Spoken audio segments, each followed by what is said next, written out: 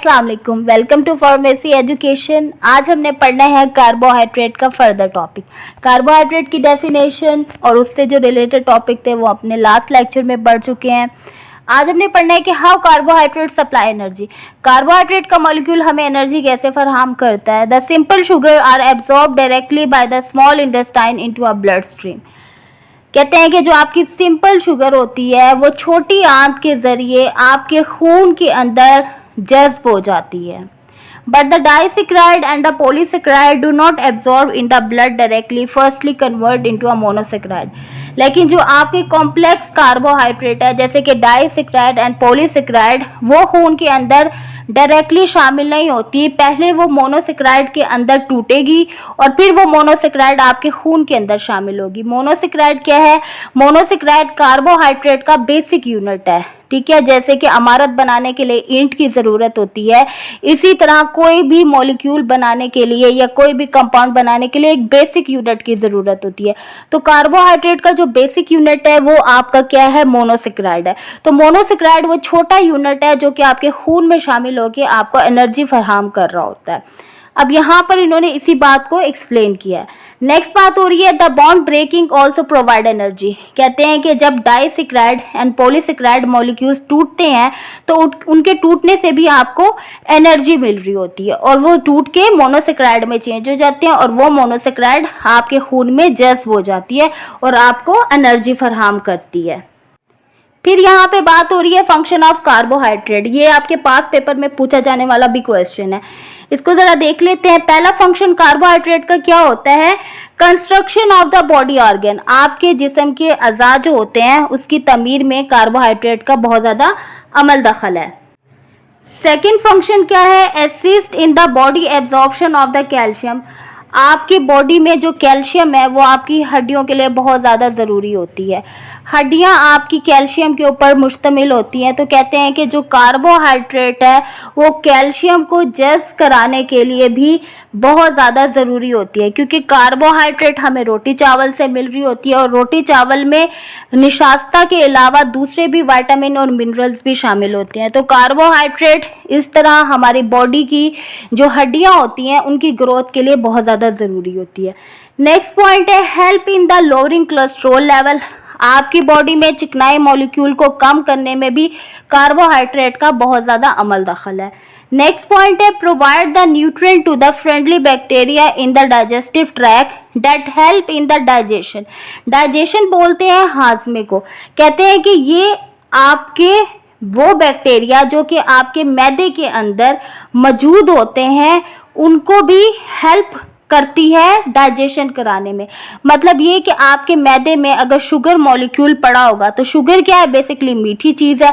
मीठी चीज़ के ऊपर जैसे चींटियाँ आके बैठ जाती हैं और जब आपके मैदे में जब मीठी चीज़ पड़ी होगी तो आपके बॉडी का जो नॉर्मल बैक्टीरिया है, नॉर्मल जरासीम है, उस मीठी चीज़ के आके ऊपर बैठेंगे।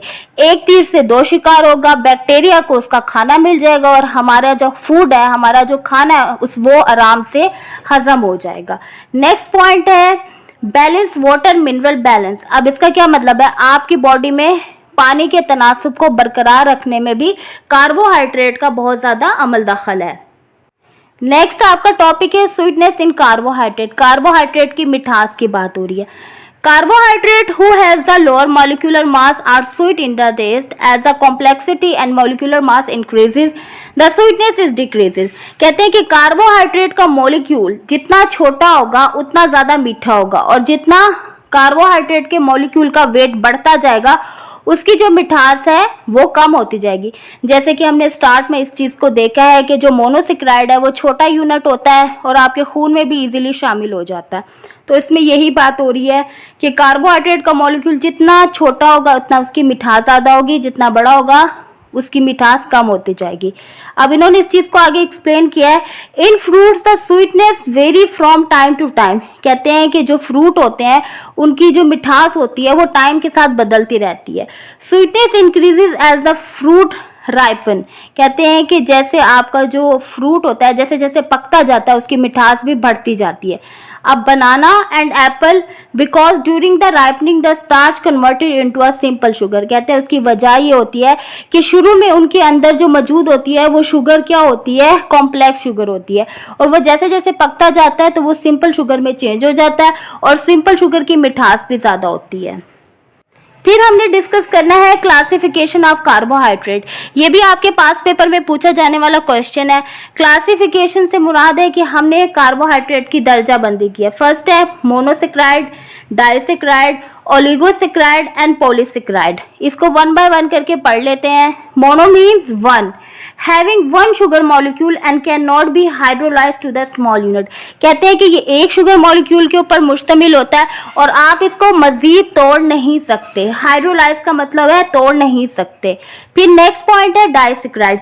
डाई का मतलब होता है टू, मतलब इसमें दो शुगर मॉलिक्यूल कनेक्टेड है। डाई का मतलब दो, सेक्राइड का मतलब होता है sugar molecule. Having two sugar molecule and give two monosaccharide and on hydrolysis. कहते हैं कि ये दो शुगर मॉलिक्यूल के ऊपर मुश्तमिल होता है और जब आप इसे तोड़ते हो तो आपको दो मोनोसेक्राइड मिलेंगे। ठीक है। अगेन हाइड्रोलिसिस का क्या मतलब होता है, तोड़ना। लाइसिस का मतलब ब्रेक डाउन होता है। नेक्स्ट पॉइंट है oligosaccharide. Having 3 to 10 sugar molecule on hydrolysis yield 3 to 10 monosaccharide। कहते हैं कि ये 3 से 10 शुगर मॉलिक्यूल के ऊपर मुश्तमिल होता है और जब आप इसको तोड़ते हो तो आपको 3 से 10 मोनोसेक्राइड मिल रहे होते हैं। नेक्स्ट है आपका पॉलीसेक्राइड। पॉलीसेक्राइड क्या होता है, पॉलीसेक्राइड आपका 10 से जो ज्यादा शुगर मॉलिक्यूल है उसके ऊपर मुश्तमिल होता है। Having more than 10 sugar molecule and give disaccharide on hydrolysis. कहते हैं कि जब हम इसको तोड़ते हैं इस मॉलिक्यूल को तो आपको शुरू में क्या मिलेंगे, डाइसेक्राइड मिलेंगे, मतलब दो मॉलिक्यूल आपस में जुड़े हुए मिलेंगे। ठीक है। और जब आप उन डाइसेक्राइड को फर्दर तोड़ोगे तो आपको मोनोसेक्राइड फाइनली मिलेगा और वही मोनोसेक्राइड आपके ब्लड में शामिल होकर आपको एनर्जी फराहम करेगा। बाकी इंशाल्लाह हम अपने नेक्स्ट क्लास में डिस्कस करेंगे। तब तक के लिए अल्लाह हाफिज, टेक केयर।